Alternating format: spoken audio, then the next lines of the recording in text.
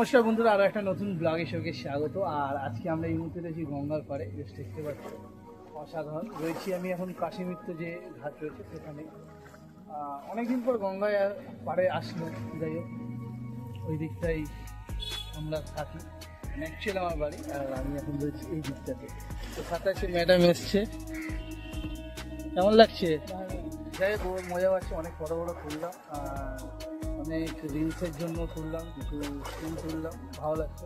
আর আজকে হচ্ছে গণেশ চতুর্থী। আর গণেশ চতুর্থীতে আজকে আমরা গণেশ ঠাকুর দেখতে বেরিয়েছি।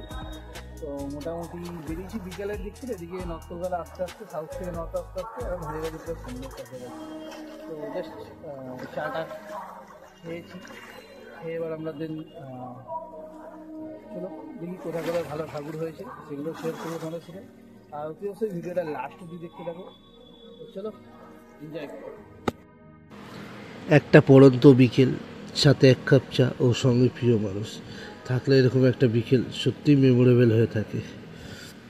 অসাধারণ ওয়েদার সেই মুহূর্তে ছিল, যেটাকে আমরা ক্যামেরা বা ছবি তোলার টাইপ গোল্ডেন আওয়ার্স যেটা বলি, একদম সূর্যাস্তের সময়। সেই সময় গিয়ে পৌঁছেছিলাম। আর এত সুন্দর যে দৃশ্য সেটা আমরা স্বচক্ষে দেখলাম, সাথে আপনাদের সাথে ক্যামেরায় শেয়ার করলাম।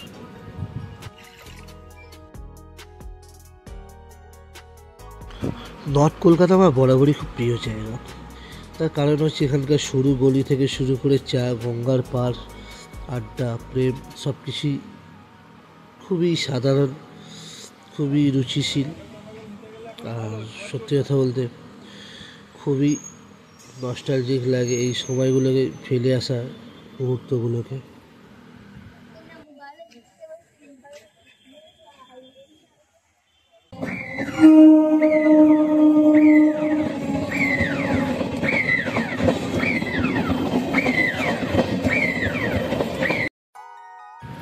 বেশ কিছু বছর আগে অবধি আমরা গণেশ পুজো মানে বুঝতাম মুম্বাইতে। না, এখন সময় পাল্টেছে। এখন কলকাতা বা পার্শ্ববর্তী অঞ্চল, বেশ কিছু শহর থেকে গ্রাম, সব জায়গায় এখন গণেশ ঠাকুর বিরাজমান। যাই হোক, বাঙালির কাছে উৎসব সবচেয়ে বড় জিনিস, উৎসবের কোনো কমি নেই। তাই একটা নতুন সংযোজন গণেশ পুজো। এই মুহূর্তে যে আমরা ঠাকুরটা দেখছিলাম, এটি হচ্ছে আপনার বড়বাজার অঞ্চলের ঠাকুর। যাই হোক, চলতে রাস্তায় ফিরতে অনেক ঠাকুরই দেখলাম, সেগুলো আজকে আপনাদের সাথে শেয়ার করব। চলুন দেখে নেওয়া যাক।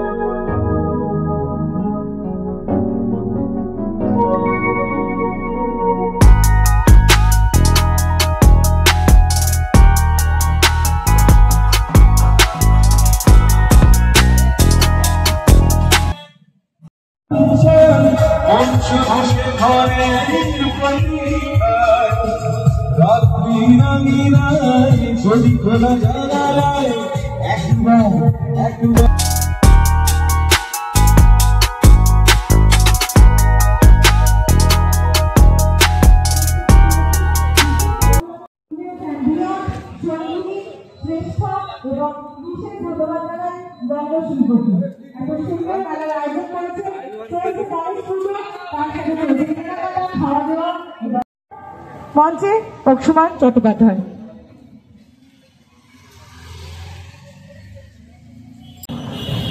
এই মুহূর্তে আমরা এসেছি সার্জান এভিনিউ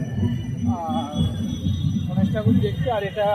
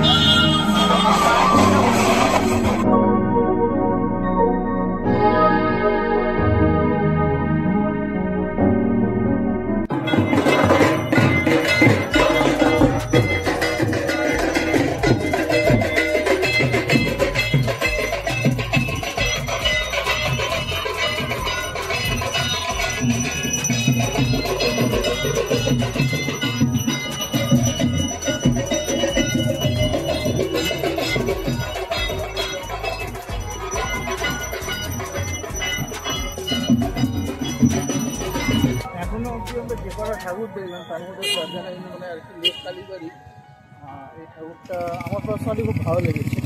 তোমার কিরম লাগলো? যাই হোক, আজকে বেশ কিছু গণেশ ঠাকুর দেখা হয়ে গেল, সময় ভাবে বেরোনো হয় না, আজকে বেরোনো হলো, এটা একটা মজার বিষয়। আজকে মোটামুটি আমরা 6টা-7টা থেকে ঠাকুর দেখে নিয়েছি। আর সবচেয়ে প্রবলেম হয়ে গেছিলো মেন আমরা বড় বাজারে ঢুকে গেছিলাম। তো আমি বড় বাজারে এই গণেশ ঠাকুরের মন্দিরটা দেখতে গেছিলাম, কিন্তু আনফর্চুনেটলি ওখানে এমন অবস্থা, প্রচণ্ড প্রবলেম হয়ে গেল। মানে বাইক নিয়ে ঢোকা, বাইক নিয়ে বেরোনো বলা পুরোটাই একটা ব্ল্যান্ডার হয়ে গেল। তো সেক্ষেত্রে একটু লেট হয়ে গেল। আর এখানে আর একটা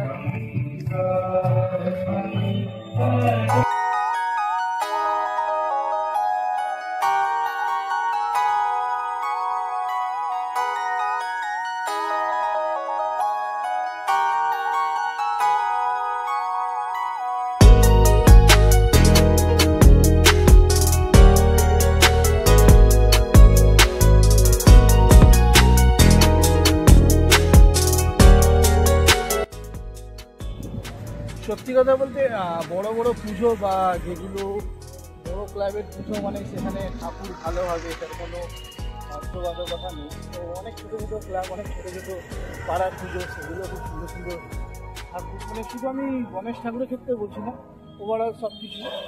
তো আমার মতে বলে যেরকম বড় বড় পুজো আমরা ভিজিট করি, দেখি, সেই পুজোগুলো দেখা উচিত। ছোটো ছোটো প্যান্ডেল পুজোর মধ্যে থেকে অনেক ভালো ভালো ঠাকুর বা অনেক ভালো ভালো মেসেজ আমাদের প্যান্ডেলের একটু দিয়ে থাকে। বড়ো বাজারে যে ঠাকুরটা আমরা দেখলাম সেটা আমারও পার্সোনালি ভালো লেগেছিল।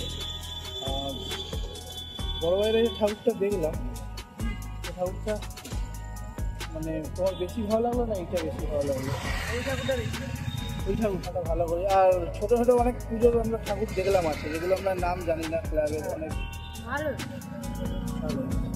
আমরা যাচ্ছি গড়িয়াহাট হকার্স ইউনিয়নের যে পুজোটা হয় একদম গড়িয়াহাট ক্রসিং, তো ওইখানেই যাচ্ছি ঠাকুরটা দেখতে। আর রাত্রি বেজে গেল 9:30, ঘড়ির কাঁটা জানান দিচ্ছে বাড়ি যেতে হবে।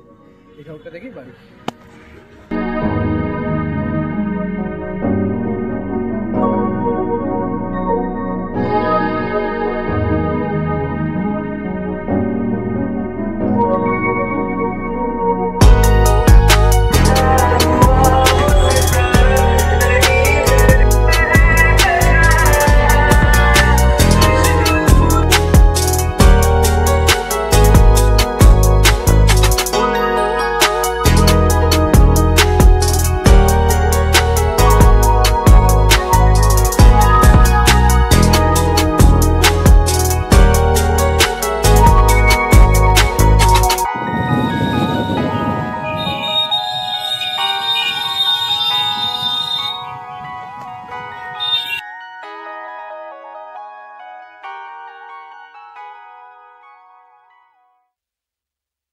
তো যাই হোক, আজকের মতো ফাইনালি আমাদের যাবতীয় ঘোরা ঠাকুর জায়গাটা ভালো দিন কাটলো, মানে একটা বিকেল আর কি।